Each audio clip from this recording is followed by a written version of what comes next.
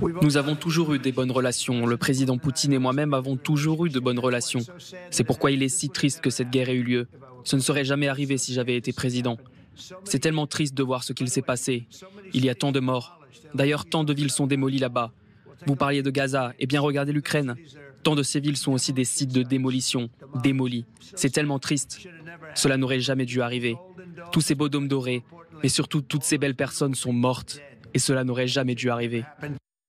Et nous rejoignent sur ce plateau Mariana Perez-Benessiuk. Bonsoir, merci beaucoup d'être là. Merci à vous, merci à Emmanuel Devilliers. Bonsoir. Bonsoir. Et merci au colonel Michel Goya. Bonsoir colonel. Bonsoir Darius. Première réaction peut-être vous, voix ukrainienne, Mariana Perez-Benessiuk, quand vous entendez ces déclarations et aussi et surtout le ton. On va lire ne serait-ce que le début du message de Vladimir Poutine ce soir, quand il parle de cet échange long, productif avec le président russe Poutine. Il disait avoir discuté de tous les sujets. L'Ukraine d'abord. Il salue, il rappelle les sacrifices de l'Union soviétique pendant la Seconde Guerre mondiale. Et il parle aussi et surtout d'invitation mutuelle, c'est-à-dire Poutine à Washington et Trump à Moscou. Oui, non, mais pour l'instant, l'information que nous possédons, c'est qu'il est question de visite de Volodymyr Zelensky à Washington. Là, cette invitation qui a été évoquée apparemment lors de la conversation téléphonique, elle est quand même beaucoup plus hypothétique. Mais ce qu'on peut dire, en fait, si on compare, si on met un miroir tous les communiqués de presse, que ce soit le président Trump concernant les deux conversations, que ce soit le communiqué du président Zelensky ou de Vladimir Poutine, on a l'impression que tout le monde se félicite. On a surtout l'impression que tout le monde se parlait des sujets de prédilection et que Trump, il a tout simplement parlé des sujets qui plaisent à Vladimir Poutine avec Vladimir Poutine et des sujets qui plaisent à Volodymyr Zelensky avec Volodymyr Zelensky. Assez rassuré en fait. Pardon ? On vous sent assez rassuré. Pour l'instant, on ne peut rien dire. Enfin, jusqu'à présent, ce que nous avions, ce sont des paroles. Là, c'est peut-être le début des actes. Oui, parce que les conversations ont déjà eu lieu. Pour l'instant, c'est peu de choses, hein. Vous voyez ? Il y a beaucoup de voix ukrainiennes très positives sur Donald Trump. Je rappelle Oksana Menichuk, par exemple, qui a d'ailleurs une chaîne YouTube, qui a dit sur notre plateau à quel point beaucoup d'Ukrainiens aiment bien Trump, espèrent en Trump. C'est votre cas aussi ? Non, il faut se rappeler que les Ukrainiens ont pratiqué plusieurs présidents américains, dont déjà Donald Trump, et que surtout les Ukrainiens sont dans une guerre pour leur survie, pour la survie de leur État, pour la survie de leur nation, pour la survie également même de leurs proches sous l'occupation. Donc en fait, pour les Ukrainiens, que ce soit le président Biden, que ce soit le président Trump ou tout autre président, les Ukrainiens ont leur propre programme, ils sont prêts, comme on a vu avec l'attitude du président Zelensky, les Ukrainiens sont prêts à aller chercher le soutien de n'importe quel président américain. Emmanuel Devilliers, vous êtes très en soutien toujours de Trump et de Musk. J'imagine que cette avancée faite par Trump vous satisfait. Il n'y a pas lieu d'être surpris, les choses se mettent en place. Il faut un cessez-le-feu au plus vite, c'est la première chose, et ensuite un plan de paix. Le cessez-le-feu peut être relativement rapide, par exemple horizon avril-mai. Le plan de paix sera plus long et surtout la garantie du plan de paix sera très difficile. L'âge moyen du combattant ukrainien actuellement est supérieur à 45 ans. Il faut arrêter cette guerre. Il n'y avait pas de solution militaire à cette guerre depuis le début. Certaines voix très rares l'avaient dit. Maintenant, j'observe que les gens changent un peu d'avis. J'entendais l'ambassadeur Haro. Le discours n'est plus du tout le même.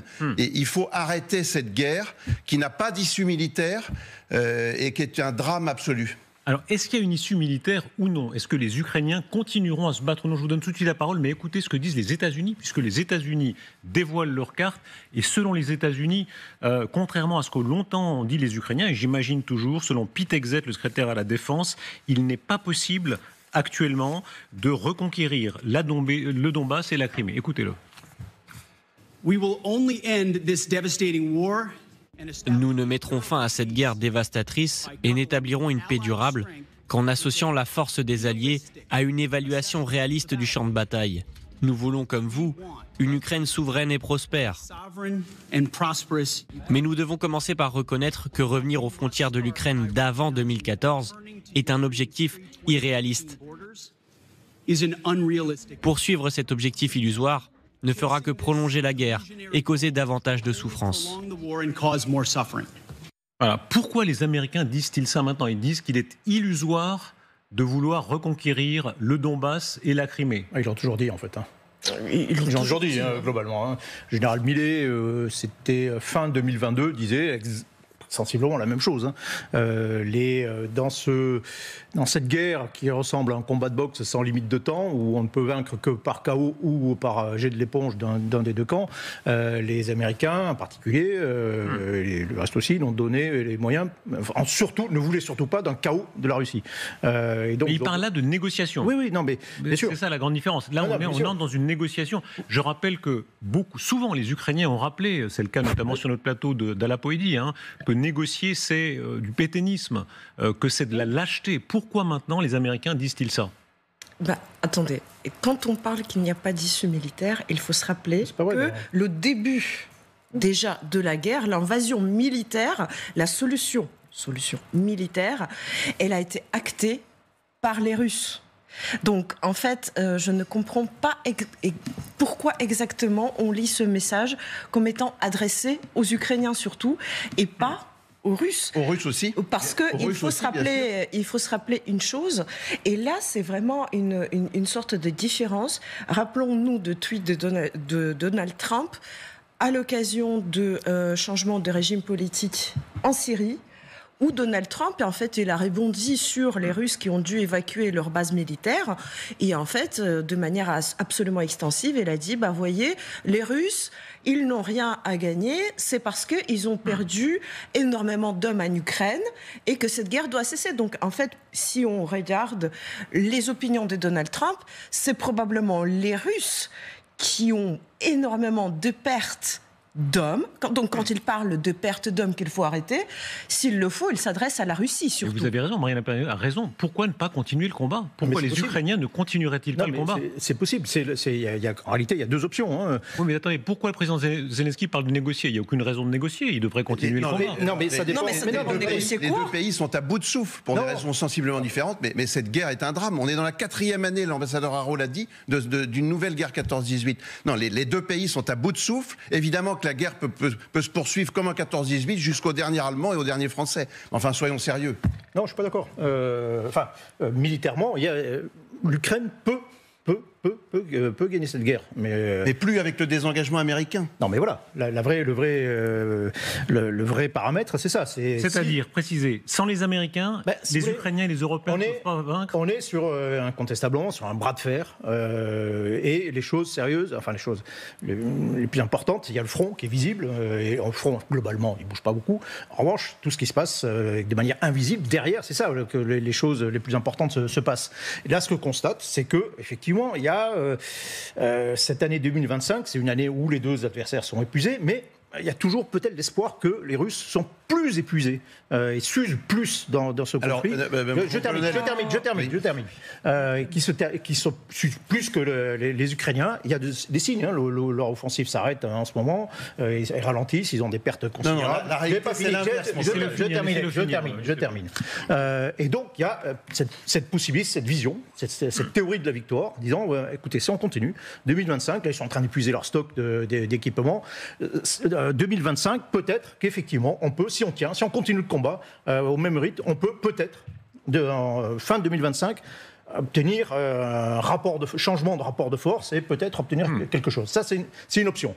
Mais cette option, elle dépend évidemment aussi beaucoup du soutien extérieur, elle dépend beaucoup de l'aide américaine. Si cette aide ne vient pas, il n'y a pas d'autre solution que plan B, de limiter les dégâts et de passer à autre chose, et puis peut-être plus tard... Mais alors précisez bien, ça veut dire que si les Américains cessent leur aide, il faut négocier?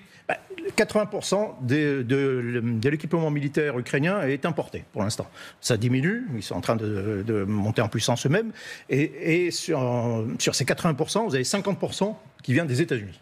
Voilà. Donc le centre de gravité... Pourquoi les Européens ne prendraient pas, eux, les 50% restants? Il ne faut pas les sous-estimer. Pas les sous-estimer, mais les moyens sont limités, mais ce n'est pas complètement impossible. Marianne Perevenetsuk, est-ce que vous espérez que la guerre continue, que les Européens et les Ukrainiens disent, même sans les États-Unis, nous, on défend notre territoire national coûte que coûte? Ne travestissons pas les choses. C'est l'Ukraine qui a été attaquée, envahie. Justement. L'Ukraine appelée à ce que cette guerre, cette invasion n'ait pas lieu. Le président Zelensky, il s'adressait même aux Russes la nuit de l'invasion en les appelant à ne pas le faire. L'Ukraine n'a jamais été opposée à une solution diplomatique. Au contraire, parce que c'est dans l'intérêt des Ukrainiens de ne pas mourir. Si on libère les territoires. Si on libère les territoires. Donc déjà, la question, c'est de quoi on parle, de quoi on va parler. Et pour l'instant, soyons clairs, même alors, aujourd'hui, dans son communiqué de presse, Vladimir Poutine, il a un tout petit peu avancé ses cartes.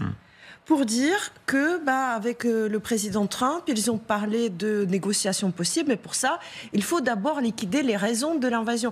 Je vous rappelle qu'il y a eu ce document qui a été divulgué, publié par le ministère des Affaires étrangères 2 jours, il me semble, avant l'invasion, où la Russie donnait ses raisons de la future invasion, à savoir la militarisation, attention, de l'Europe centrale. Et donc, pour la Russie, déjà, pour commencer les négociations, apparemment, il faut démilitariser les pays baltes. Et que les pays baltes sortent de l'OTAN. Donc déjà, on va voir à quel point c'est réalisable ou non. Vous voyez, l'Ukraine n'a pas de desiderata extravagant de ce genre. Mais pardon, précisez bien votre position. Est-ce que vous imaginez une seconde négociation avant que la Crimée et le Donbass, c'est le droit international, soient libérés? Mais il peut y avoir des négociations sur la libération de ce territoire, ou moins en partie. Mais un arrêt des combats avant que...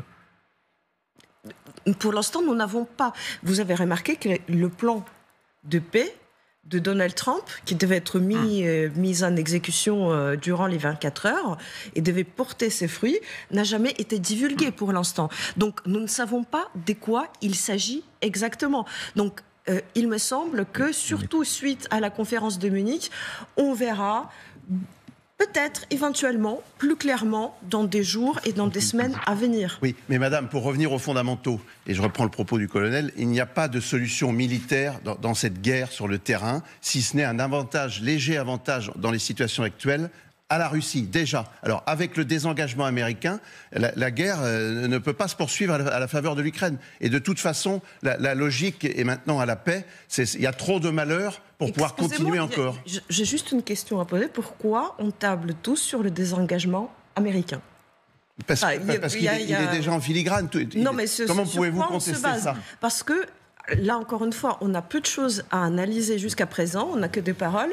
Mais si on prend les paroles, qu'est-ce qui a été dit ?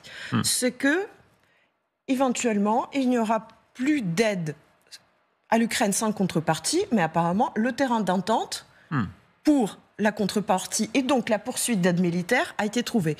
Et deuxièmement, il n'y a pas eu de menaces que contre l'Ukraine, mais il y a eu surtout les menaces contre la Russie pour augmenter les sanctions. Et c'est là on revient vers ce qu'on a dit, la Première Guerre mondiale. Parce que, je ne comprends pas pourquoi vous dites que jusqu'au dernier homme, non, la Première Guerre mondiale, elle ne s'est pas arrêtée avec la mort du dernier Français ou du dernier Allemand, mais elle s'est arrêtée avec l'effondrement économique en Autriche et en Allemagne. Et donc, en effet, c'est de ce point de vue où je rejoins Michel, que cette guerre entre l'Ukraine et la Russie ressemble à la Première Guerre mondiale, parce que c'est une guerre qui dure déjà très longtemps, qui est extrêmement... Les Français se sont battus jusqu'à ce que tout leur territoire national soit libéré. Ça a été une des conséquences de l'effondrement allemand. Enfin, c'est le but. Oui, le territoire libéré. On a commencé par faire s'effondrer l'armée allemande, et après, effectivement... à la faveur des combats, pas à la faveur d'une négociation. C'est les combats qui ont mené à ça. Par la force, oui, bien sûr. Mais c'est une guerre d'épuisement, y compris d'épuisement de morale, d'épuisement économique, et ainsi de suite.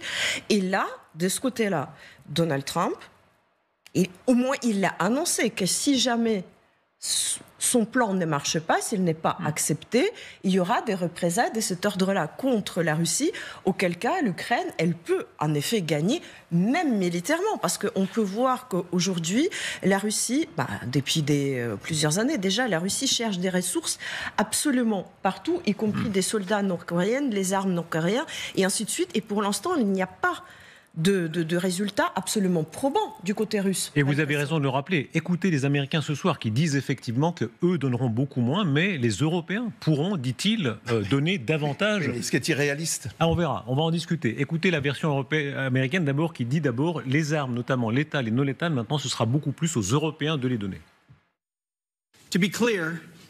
Pour être clair, dans le cadre de toute garantie de sécurité, il n'y aura pas de troupes américaines déployées en Ukraine. La sécurité européenne doit être une priorité pour les membres européens de l'OTAN.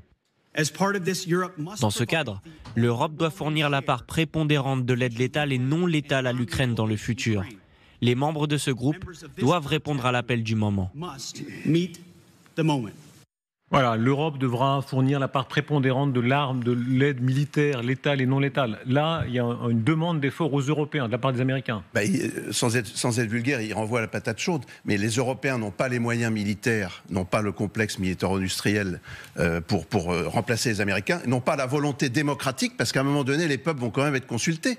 Parce que là, c'est des chefs d'État qui se réunissent comme ça sur des moquettes. Mais à un moment donné, les peuples ne sont pas d'accord pour se ruiner dans une guerre sans issue militaire. Par contre, les Européens vont avoir de grosses difficultés à concrétiser l'aide du plan de paix sur le terrain, où là, ils vont être sollicités de manière grandissime. Parce que, je repasse la parole au colonel, les experts militaires, mais ceux qui disent la vérité, pas ceux qui se complaisent dans des illusions, il paraît que c'est 200 000 militaires qu'il faut pour sécuriser le plan de paix. Ce sont des effectifs considérables. Et là, les Européens auront tout à réaliser par eux-mêmes. Les Américains ne mettront pas de troupes au sol. Alors, colonel Goya, combien de soldats, effectivement, pour sécuriser la ligne ? D'abord, oui, il faut bien rappeler que Pete Hegseth parle du futur, là. Il parle de la situation après un cessez-le-feu. Et donc, lui, il dit très concrètement, les États-Unis se désengagent de l'Ukraine, ont la volonté de se désengager de l'Ukraine et peut-être un peu largement de l'Europe. C'est plus leur front principal, c'est plus leur préoccupation majeure, et dans tous les cas, certainement plus l'Ukraine. Donc, il dit, c'est une affaire européenne, donc c'est aux Européens de s'en occuper. Ensuite, ça, c'est le premier élément. Le deuxième élément, il dit, voilà, dans le cadre de futur accord de paix ou de cessez-le-feu, il faut des garanties. Et donc, des garanties par la présence de troupes. D'accord.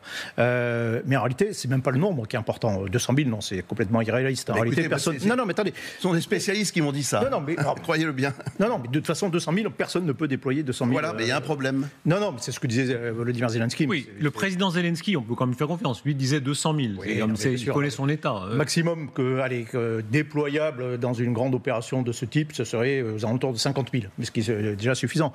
Mais ce n'est pas le problème. Le problème, c'est pourquoi faire ? Quelle est la mission ? S'il s'agit d'une force pourquoi on déplacerait des forces en Ukraine ? Voilà. Alors, du côté américain, il y a quand même cette idée que ce serait pour garantir la paix. Mais du côté ukrainien, on dit non, ce serait pour garantir notre sécurité, ce qui n'est pas du tout la même chose. Dans le premier cas, il y aurait peut-être mise en place d'une force internationale de type FINUL, qui s'appellerait FINUC, en Ukraine, mais qui en fait serait une force complètement inutile. C'est une force symbolique qui ne sert à rien, comme la FINUL ne sert à rien au sud Liban. Ça, à la limite, ça pourrait satisfaire la Russie, dire ok, bon, de toute façon, ça ne nous empêchera en rien de faire ce qu'on veut, mais ça ne va pas satisfaire l'Ukraine. En revanche, s'il s'agit vraiment de défendre l'Ukraine, en fait, ça s'appelle une alliance militaire. À partir du moment où vous déployez des unités, alors Pete Hegseth dit, voilà, ce ne sera pas dans le cadre OTAN, ils ne seront pas couverts par l'article 5. Mais si vous envoyez des unités de combat françaises, ou britanniques ou canadiennes sur le front, ce sera pour combattre. Et dans ce cas-là, c'est pour combattre éventuellement une pénétration russe. Dans ce cas-là, c'est une alliance, ça s'appelle une alliance militaire. Non, ça bien pour garantir le plan de paix. Et bien évidemment, la Russie n'acceptera jamais un tel déploiement. Donc, en fait, ces spéculations sur cette force n'ont en réalité pas grand intérêt. Est-ce qu'on peut négocier avec Vladimir Poutine ? Rappelons-le, il est sous le coup d'un mandat de la Cour pénale internationale. Sur notre antenne, Kaja Kallas, la représentante européenne, disait non, s'il met un pied en Europe, il doit être arrêté. Il ne vient pas pour être négocié, il vient pour être arrêté. Excusez-moi, mais est-ce que vous voyez des signes qu'il va négocier ? Mais s'il le voulait, est-ce que vous seriez prête ? S'il le voulait, tout le monde peut discuter avec tout le monde. Mais s'il va à Washington, il y aura sans doute une forme de discussion avec le président Trump, j'imagine. Mais pour l'instant, ce n'est pas encore fixé. Pour l'instant, on a parlé de la Deuxième Guerre mondiale. Ah, c'était merveilleux, c'était merveilleux. C'est comme si on avait regardé un documentaire et on s'est dit... mais la négociation, elle va avoir lieu. Elle va avoir lieu, vous ne pouvez pas le contester. Non, pour l'instant, tout le monde le souhaite. Non, donc évidemment qu'au début, personne ne le demande pour s'affaiblir, mais c'est comme dire que si jamais, par exemple, il y a une commission parlementaire, qu'il y aura un changement dans la société, les lois qui seront adoptées. Enfin, non, c'est un vœu pour l'instant. Et là, c'est vraiment quelque chose qui préfigure les choses. Et on verra comment ça se passe. Ni vous, ni moi n'avons de boule en cristal. Ce que je voulais dire, par contre, c'est que là, je pense que nous gaspillons notre temps à commenter réellement les propos du membre, enfin, aussi haut placé soit-il, de l'administration américaine, dans le sens où on a déjà vu nombreuses preuves que Trump a l'habitude de prendre les décisions lui-même et en se basant uniquement sur lui-même. Par ailleurs, on a vu que même sur Gaza, il est démenti systématiquement par les membres de son administration et après il revient et dit non, je voulais dire exactement ça.